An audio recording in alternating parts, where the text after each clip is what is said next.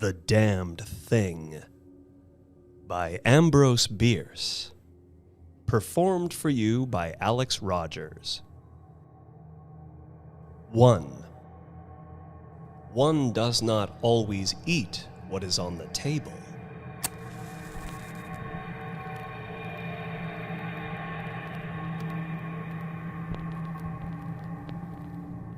By the light of a tallow candle, which had been placed on one end of a rough table, a man was reading something written in a book. It was an old account book, greatly worn, and the writing was not apparently very legible, for the man sometimes held the page close to the flame of the candle to get a stronger light upon it. The shadow of the book would then throw into obscurity a half of the room, darkening a number of faces and figures. For besides the reader, 8 other men were present. 7 of them sat against the rough log walls, silent and motionless, and the room being small, not very far from the table. By extending an arm, any one of them could have touched the 8th man, who lay on the table, face upward, partly covered by a sheet, his arms at his sides. He was dead. The man with the book was not reading aloud, and no one spoke. All seemed to be waiting for something to occur. The dead man only was without expectation. From the blank darkness outside came in, through the aperture that served for a window, all the ever unfamiliar noises of night in the wilderness. The long, nameless note of a distant coyote, the stilly, pulsing thrill of tireless insects in trees, so different from those of the birds of day. The drone of great blundering beetles, and all that mysterious chorus of small sounds that seem always to have been but half heard, when they have suddenly ceased, as if conscious of an indiscretion. But nothing of all this was noted in that company. Its members were not overmuch addicted to idle interest in matters of no practical importance. That was obvious in every line of their rugged faces, obvious even in the dim light of the single candle. They were evidently men of the vicinity, farmers and woodsmen. The person reading was a trifle different.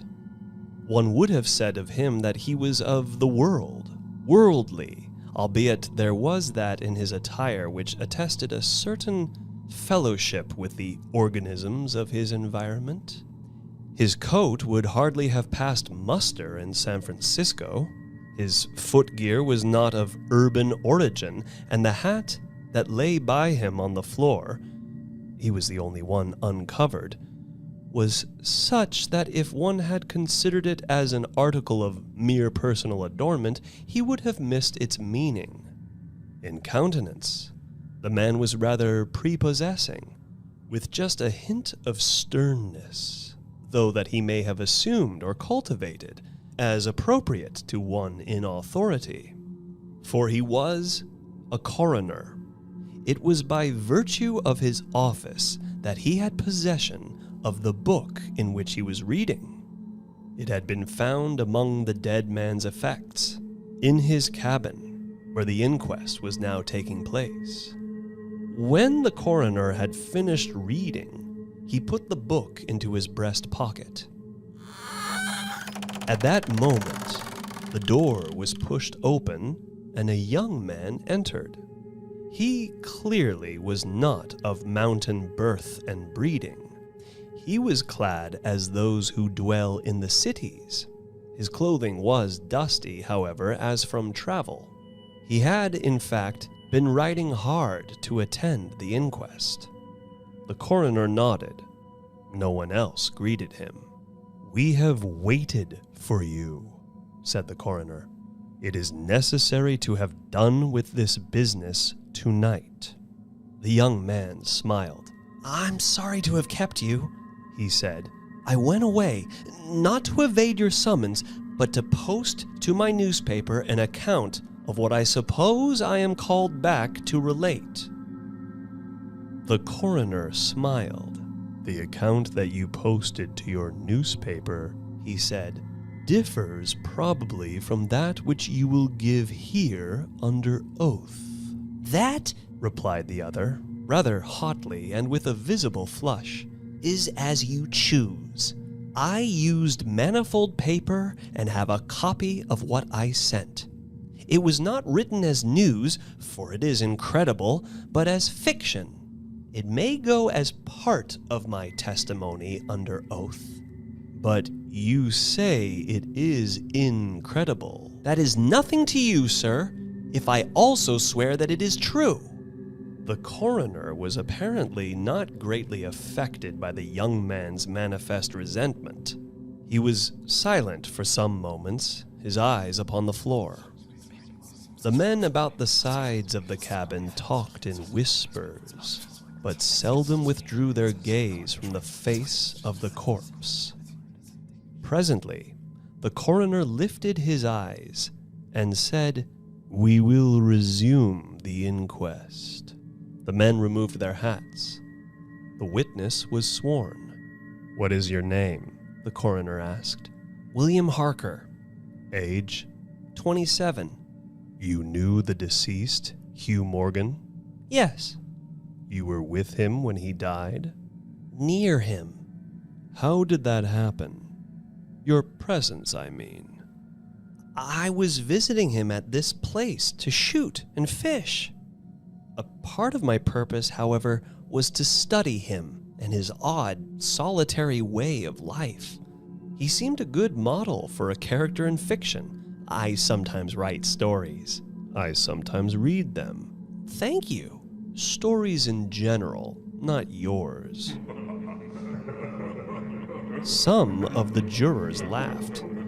Against a somber background, humor shows high lights.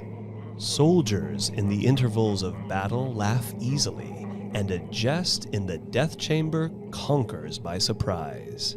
"Relate the circumstances of this man's death," said the coroner. "You may use any notes or memoranda that you please." The witness understood.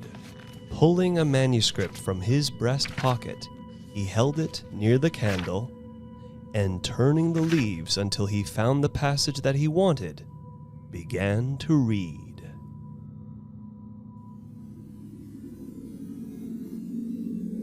"2.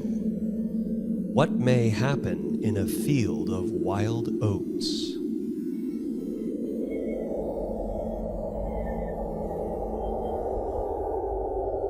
The sun had hardly risen when we left the house. We were looking for quail, each with a shotgun, but we had only one dog. Morgan said that our best ground was beyond a certain ridge that he pointed out, and we crossed it by a trail through the chaparral. On the other side was comparatively level ground, thickly covered with wild oats. As we emerged from the chaparral, Morgan was but a few yards in advance.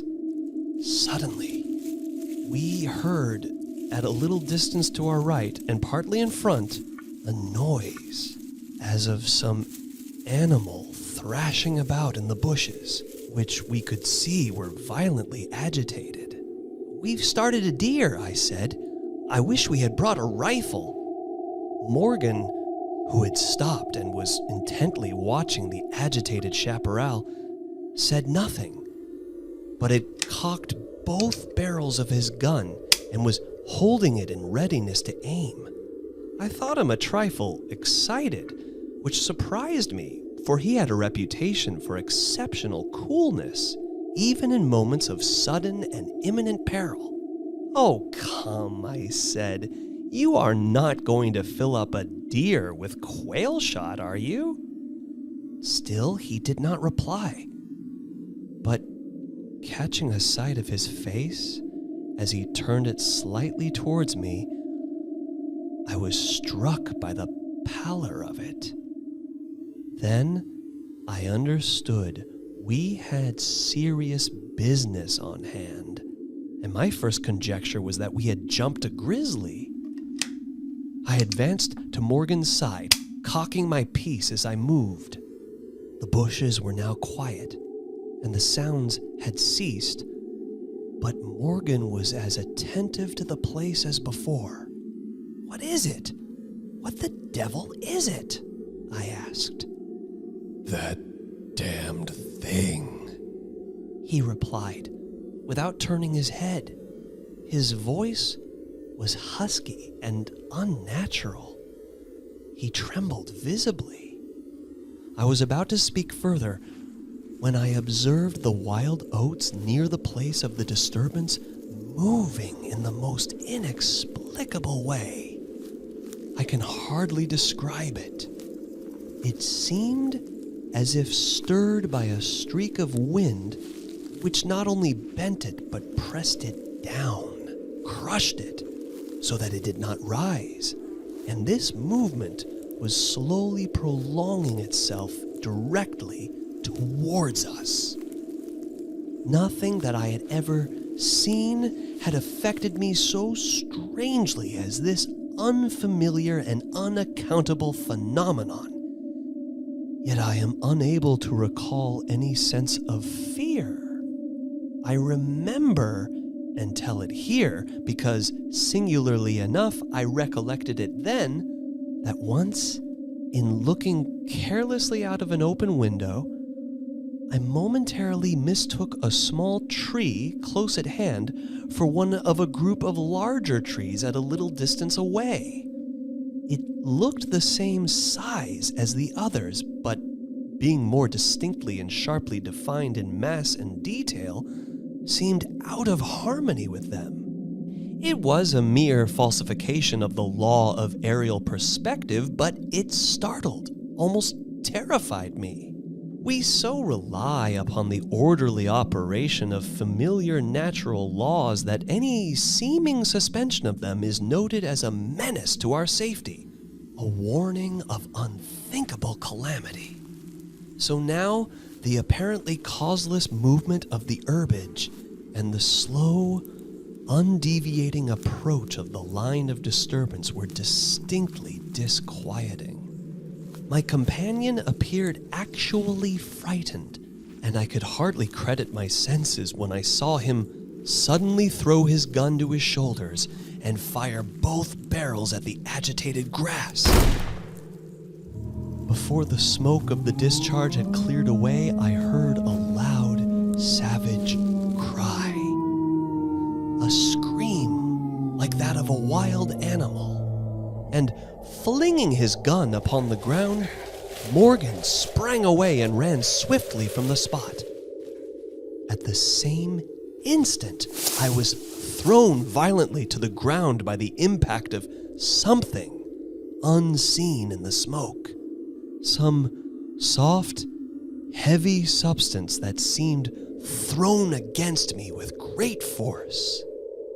Before I could get up upon my feet and recover my gun, which seemed to have been struck from my hands, I heard Morgan crying out as if in mortal agony, and mingling with his cries were such hoarse, savage sounds as one hears from fighting dogs. Inexpressibly terrified, I struggled to my feet and looked in the direction of Morgan's retreat, and may heaven in mercy spare me from another sight like that. At a distance of less than 30 yards was my friend, down upon one knee, his head thrown back at a frightful angle, hatless, his long hair in disorder, and his whole body in violent movement from side to side, backward and forward. His right arm was lifted and seemed to lack the hand. At least I could see none. The other arm was invisible. At times, as my memory now reports this extraordinary scene, I could discern but a part of his body. It was as if he had been partly blotted out. I cannot otherwise express it. Then a shifting of his position would bring it all into view again. All this must have occurred within a few seconds. Yet in that time, Morgan assumed all the postures of a determined wrestler vanquished by a superior weight and strength. I saw nothing but him, and him not always distinctly. During the entire incident, his shouts and curses were heard as if through an enveloping uproar of such sounds of rage and fury as I had never heard from the throat of man or brute. For a moment only I stood irresolute. Then, throwing down my gun, I ran forward to my friend's assistance. I had a vague belief that he was suffering from a fit or some form of convulsion. Before I could reach his side, he was down and quiet. All sounds had ceased, but with a feeling of such terror as even these awful events had not inspired, I now saw the same mysterious movement of the wild oats prolonging itself from the trampled area about the prostrate man toward the edge of a wood. It was only when it had reached the wood that I was able to withdraw my eyes and look at my companion. He was dead.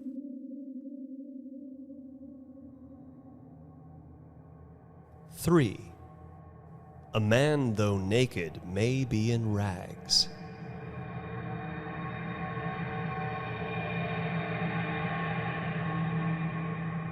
The coroner rose from his seat and stood beside the dead man. Lifting an edge of the sheet, he pulled it away, exposing the entire body, altogether naked and showing in the candlelight a clay-like yellow. It had, however, broad maculations of bluish black, obviously caused by extravasated blood from contusions.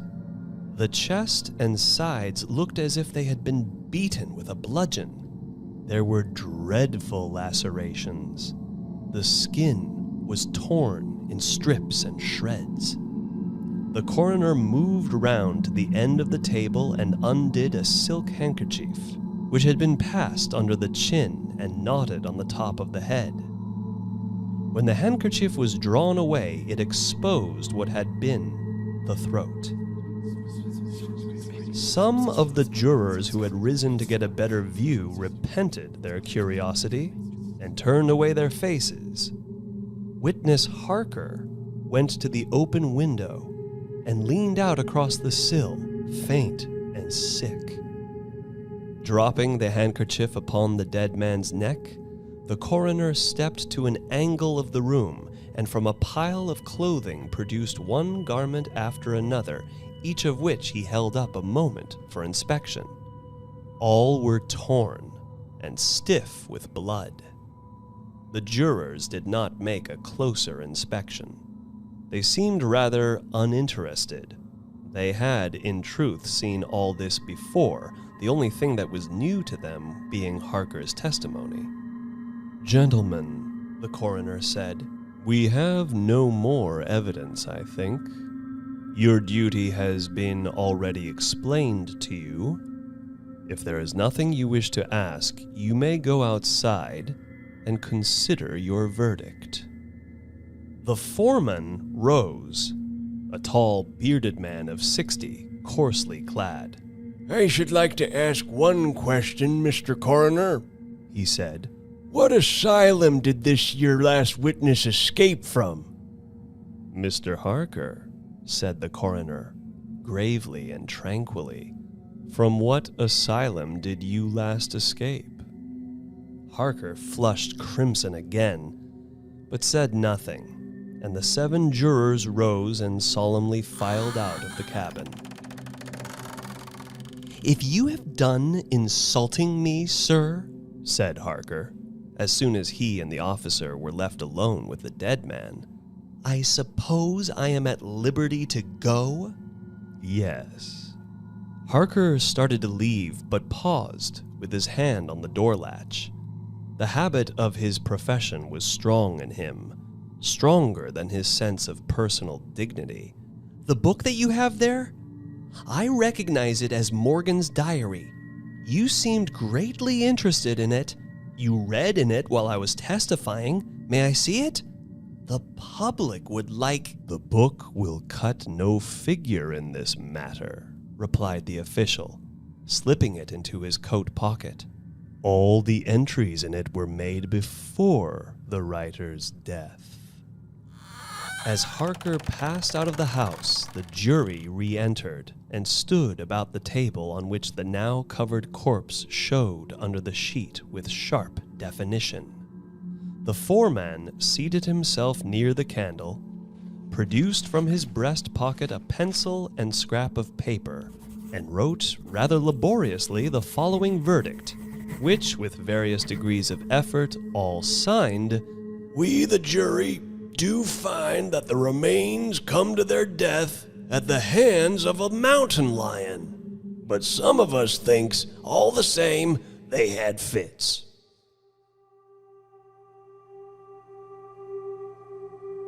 "4. An explanation from the tomb." In the diary of the late Hugh Morgan are certain interesting entries having possibly a scientific value as suggestions. At the inquest upon his body, the book was not put in evidence. Possibly the coroner thought it not worthwhile to confuse the jury. The date of the first of the entries mentioned cannot be ascertained. The upper part of the leaf is torn away, and the part of the entry remaining is as follows. "Would run in a half circle, keeping his head turned always toward the center, and again he would stand still, barking furiously. At last he ran away into the brush as fast as he could go. I thought at first that he had gone mad, but on returning to the house found no other alteration in his manner than what was obviously due to fear of punishment. Can a dog see with his nose? Do odors impress some olfactory center with images of the thing emitting them? September 2nd. Looking at the stars last night as they rose above the crest of the ridge east of the house, I observed them successfully disappear from left to right. Each was eclipsed but an instant, but only a few at the same time. But all along the entire length of the ridge, all that were within a degree or two of the crest were blotted out. It was as if something had passed along between me and them, but I could not see it, and the stars were not thick enough to define its outline. Ugh, I don't like this. Several weeks' entries are missing, 3 leaves being torn from the book. September 27th. It has been about here again. I find evidence of its presence every day.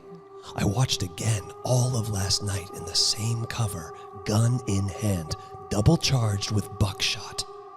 In the morning, the fresh footprints were there as before.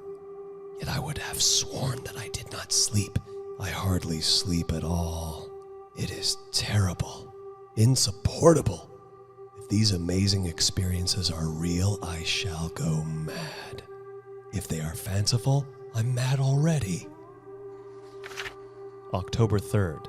I shall not go. It shall not drive me away. No, this is my house, my land. God hates a coward. October 5th. I can stand it no longer. I have invited Harker to pass a few weeks with me. He has a level head. I can judge from his manner if he thinks me mad. October 7th. I have the solution of the problem. It came to me last night, suddenly, as by revelation. How simple. How terribly simple. There are sounds that we cannot hear. At either end of the scale are notes that stir no chord of that imperfect instrument, the human ear. They are too high or too grave. I have observed a flock of blackbirds occupying an entire treetop, the tops of several trees, and all in full song. Suddenly, in a moment, at absolutely the same instant, all spring into the air and fly away. How? They could not all see one another. Whole treetops intervened. At no point could a leader have been visible to all.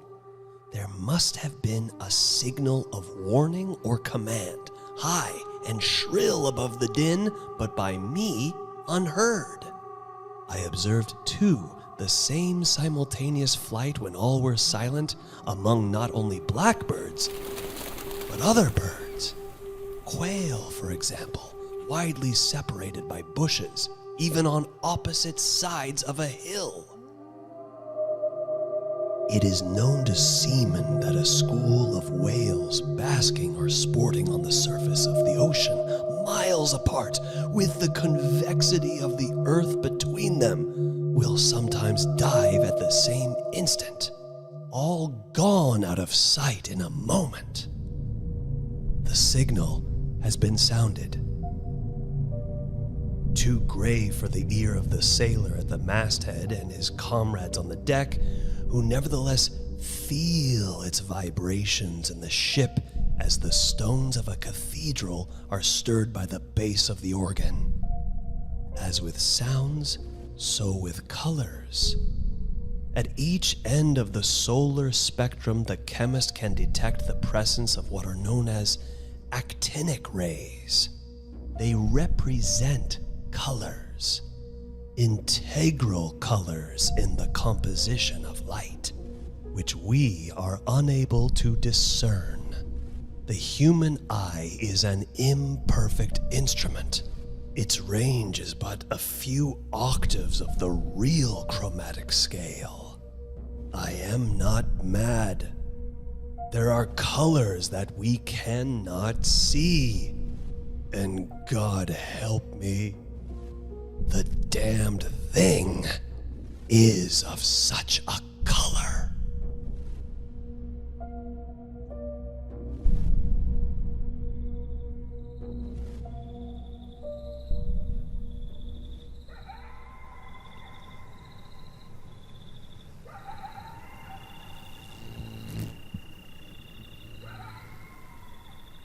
You have been listening to Storyscapes on the Wild 7 Podcast Network. The story you have just heard is The Damned Thing by Ambrose Bierce. Performed and sound designed by Alex Rogers. Opening theme music by Inca Rose. Produced by Chris Trull. Keep listening for more Storyscapes.